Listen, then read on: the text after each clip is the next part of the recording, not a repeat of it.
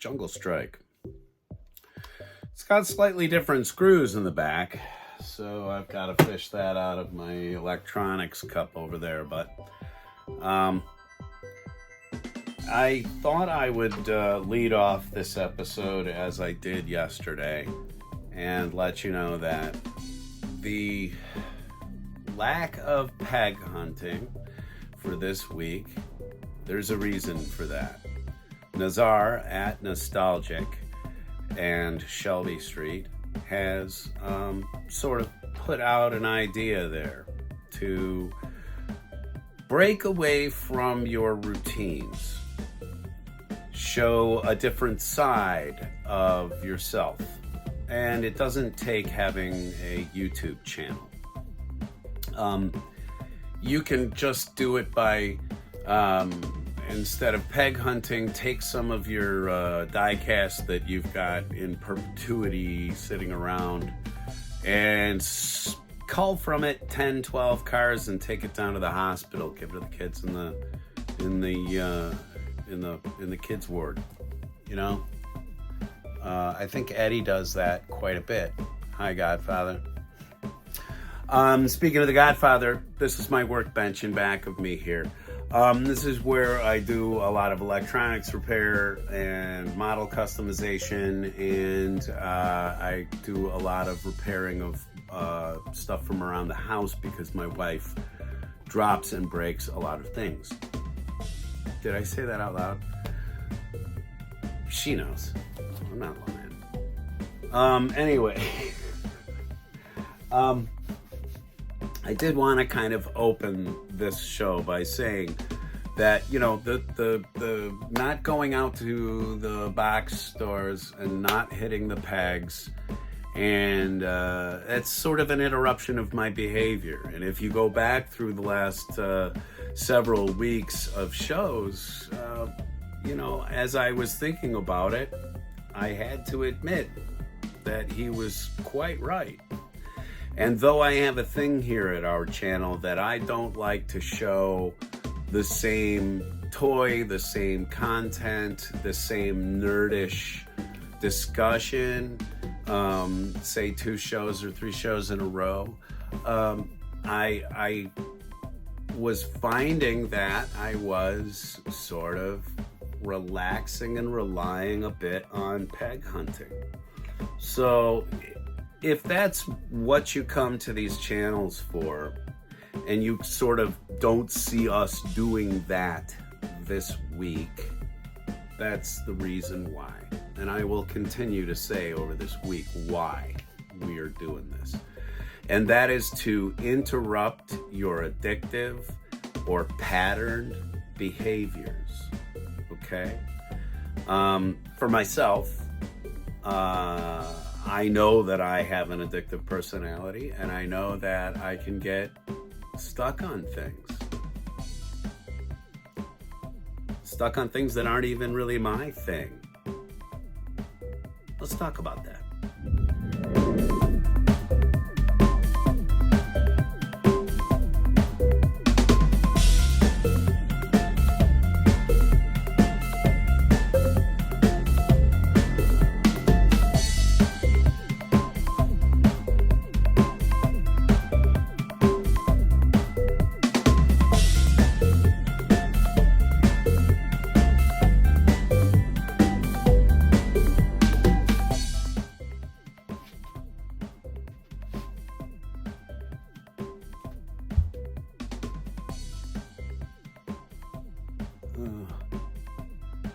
It is you. Ever wonder what the Monkey Shine Lab looks like?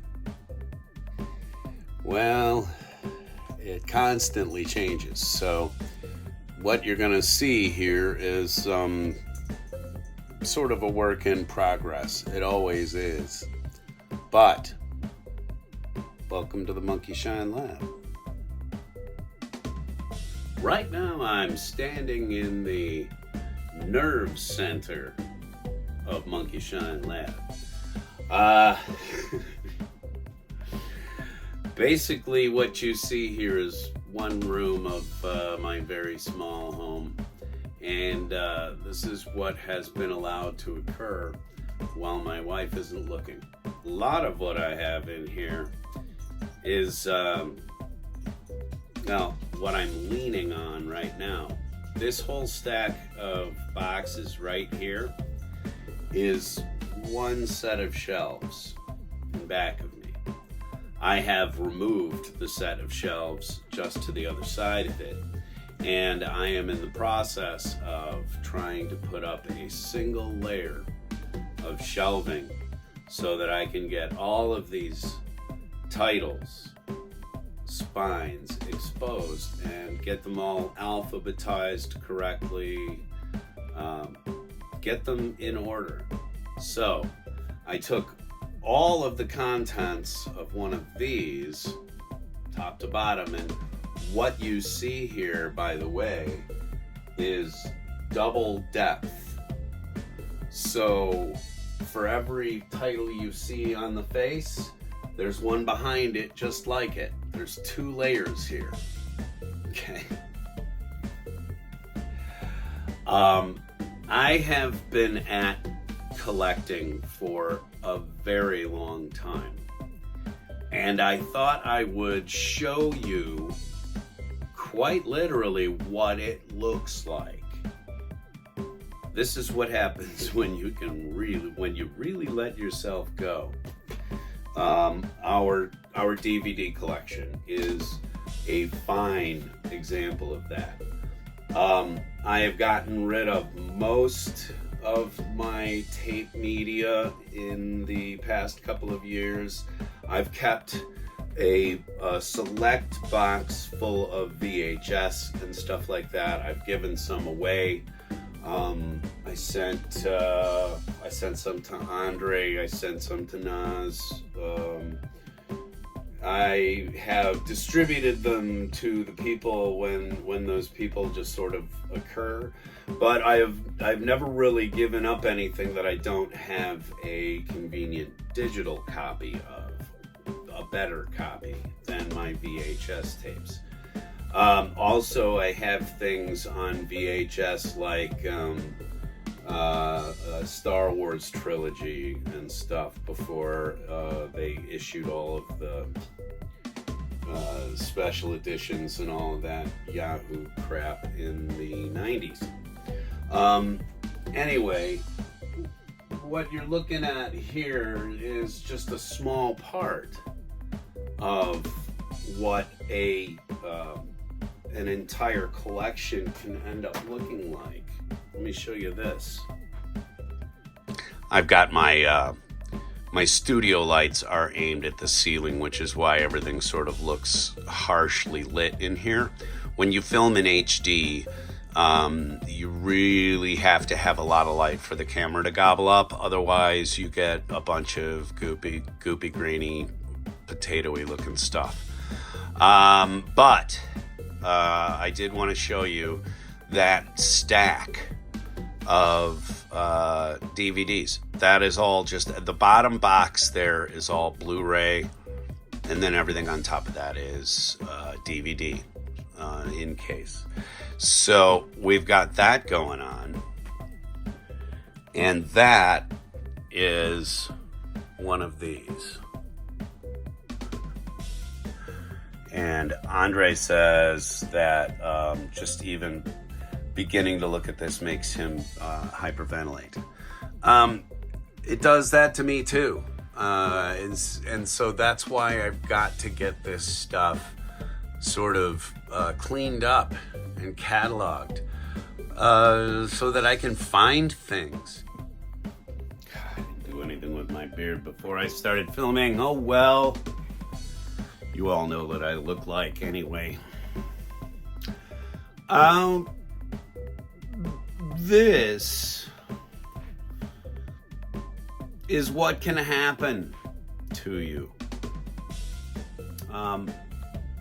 And maybe you want that, maybe you don't.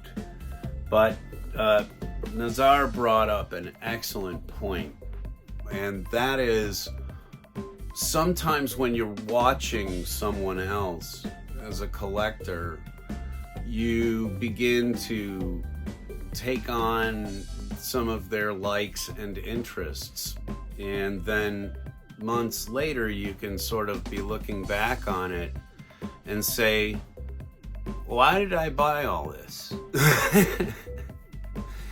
So what I agree with in that statement of his is that, and what I wanted to sort of echo and move along, is that when you collect things, when you surround yourself with clutter and craziness, as I have done here, it should be things which resonate with you. It should be things that have depth and meaning in your life. If you're out picking up things just because somebody else is doing it, then you got to take a look at that. And I have been guilty of it myself. I'm going to make an admission here about my first days of YouTubing. When I started watching Nazar and Andre of the first 117, they were picking up turtle vans, Hot Wheels turtle vans, and I have one signed by Andre and stapled to my wall over there. But they were out buying them, and I didn't realize without doing my research, but turtle vans are not a scarce thing in Hot Wheels history. There have been many, many issuances of the turtle vans, and this was just simply another wave that came through right around the time where I started YouTubing and stuff. And I realized at one point I was surrounded with turtle vans. Didn't know why. Don't really treasure the Ninja Turtles over other types of nerd. So it wasn't a pointless purchase, because turns out all of our grandkids really do like the Teenage Mutant Ninja Turtles. But so I eventually, over time, I distributed like the 10 turtle vans or something, that I had accumulated. And now the ones that I have on my wall are signed by Andre. And those are the ones of the turtle van experience that actually mean something to me. Now, if I went through my stash box of die-cast for a rainy day in my closet right back over here, and I found a turtle van, I would be somewhat disgusted with myself at this point. I think I have responsibly distributed to kids who loved, adored, and played with them, all of those turtle vans. But I did buy those at one point early on, and I don't know why. It was a fan thing that kind of bled over into my life because I liked watching Andre and Nazar going out and hunting turtle vans and if you don't know the saga of the turtle van thing, I really do urge you to go about 2 years back or so into First 117 or Nostalgic, and find those videos where they were scoring turtle vans. That whole thing is really funny, and I just talked to Andre today, and he said, matter of fact, I'm still choked out by turtle vans. He's got hundreds, not kidding, and don't send him any more. And he said after it became a thing, then people started sending them to him. And I think I was guilty of doing that myself, so yeah. Hey, look over there.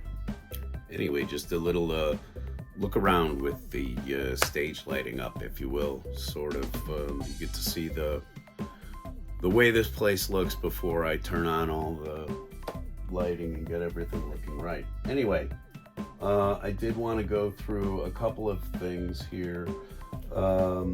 Recently, The Guardians of the Galaxy 3 trailer came out, and if you are a fan of James Gunn, or if you are a fan of Guardians of the Galaxy, the films, or if, like me, you go all the way back to the original comic books before they got to be the way they are in the MCU, you probably know that coming up in the next Guardians of the Galaxy Volume 3, as it's being imaginatively called, they are finally introducing Adam Warlock. Adam Warlock is a character that's been around for a little while, and I have had this comic book inexplicably since I was a kid. This is from 1975, and at this point, all of the bits and pieces of this character are from this magazine are going to appear in that film. They're going to talk about the Great Evolutionary and all that other good stuff. And it was funny because as I was going through and organizing my comics the other day, I found this. Those of you who know, if you know, you know. Anyway, pretty cool. And like I said, I've had that since 1975. I've had a picture on my phone, and I want to use it up real quick here so I can get it off of my phone, and so that I can tell you all about something that you should stay away from, which is too bad. I love giant monster films. I love Asian cinema. I have no problem with the difference in budgets. I have no problem in the difference in languages or sets or acting or anything else. I look at everything for its own artistic merit, okay? That said, I'm going to tell you about a piece of crap to stay away from. Ready? It's called Curse of the Kraken, and it has a very promising cover, of course. And it even has a fairly promising backside to it, too. But what I will tell you is that the bad guys in this film, they look, I'm not kidding, like this children's Halloween costume picture that I found. They look just like this. In fact, you can't tell the difference. This is Tripe. You can stream it for free on a whole bunch of different platforms. I picked up the DVD of it just as an idea for a review, and because it looked campy and fun. And it does begin campy and fun.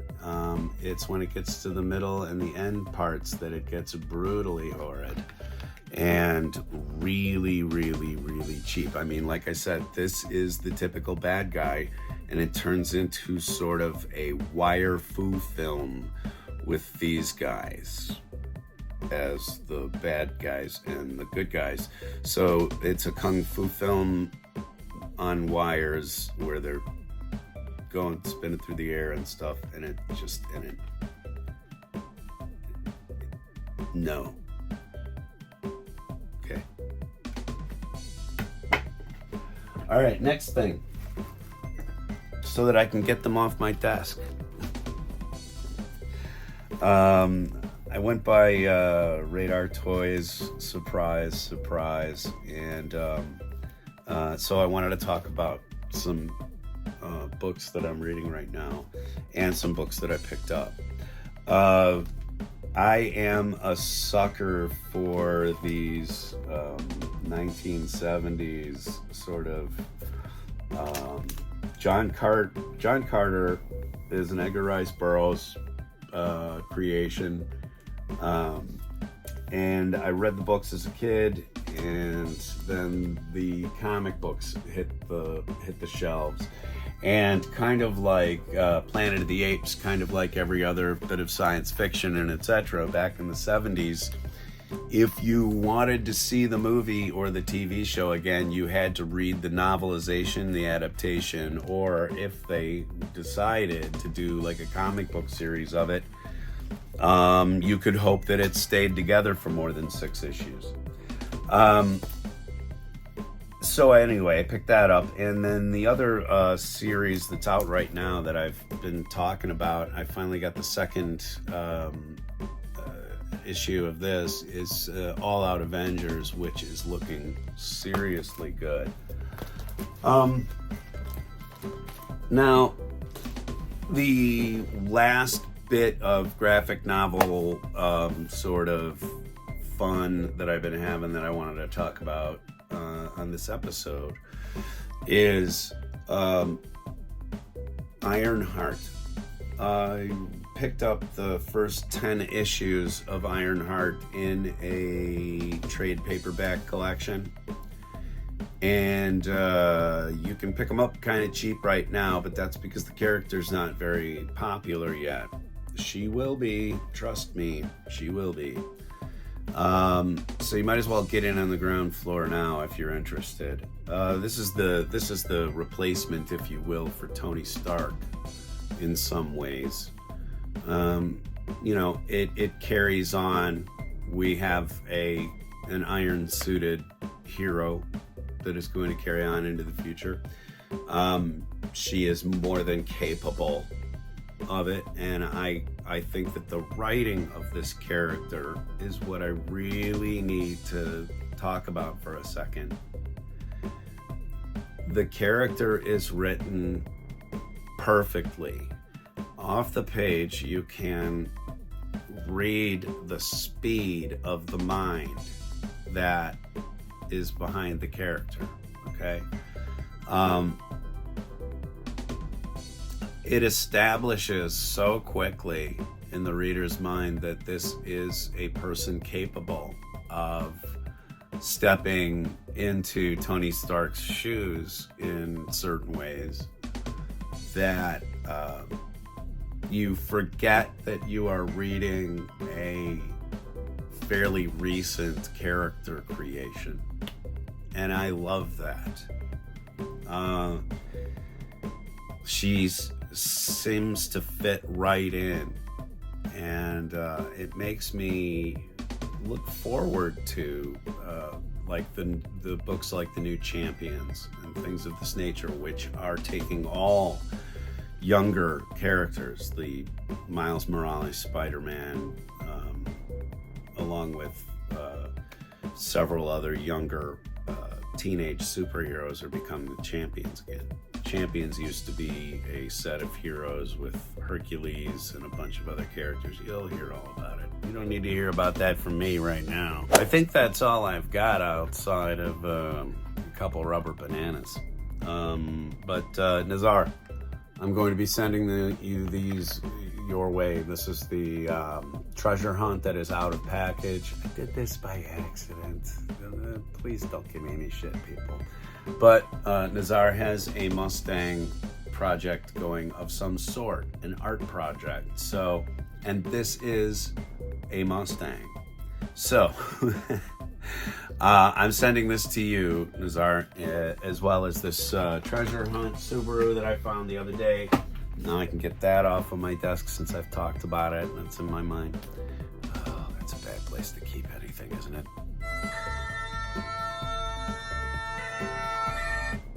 Sorry, I just went to Barcelona. All right, folks. If you haven't done so, please subscribe. We'd appreciate it. Thank you very much. I'm going to go do something about this. And I'll catch you later. Okay? All right. Oh.